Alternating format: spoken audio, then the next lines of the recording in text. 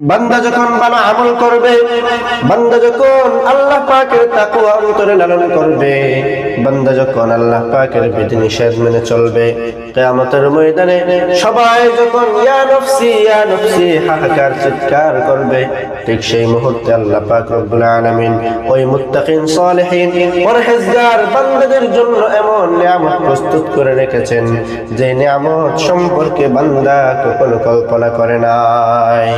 এই প্রসঙ্গে রাসূলুল্লাহ সাল্লাল্লাহু আলাইহি ওয়াসাল্লাম হাদিসে কুদসির ভিতরে ইরশাদ করেন, আ'দাতু লিইবাদিয়াস সালিহিন মা লা আইনুন রাআত ওয়া লা উযুনুন সামিআত ওয়া লা খাতারা আলা কলবি বাশার। আল্লাহ পাক রব্বুল আলামিন বলেন, আমি আমার মুত্তাকিন সালিহিন পরহেজগার বান্দাদের জন্য এমন জান্নাত আমি প্রস্তুত করে রেখেছি যে জান্নাত বান্দা কখনো চোখে দেখে নাই, যে জান্নাত সম্পর্কে বান্দা কখনো কানে শুনে নাই, বান্দা চোখে দেখে নাই, কানে শুনে নাই। শুধু এমন নয়, বান্দা যদি জন্মের পর থেকে মৃত্যুর আগ পর্যন্ত 60 বছর 70 বছর 80 বছর হায়াত যদি এই জান্নাত সম্পর্কে কল্পনা জল্পনা করতে করতে কাটিয়ে দেয়, আমার জান্নাত তার ওই জল্পনা কল্পনার চাইতে 1000 গুণ ঊর্ধ্বে। সুবহানাল্লাহ।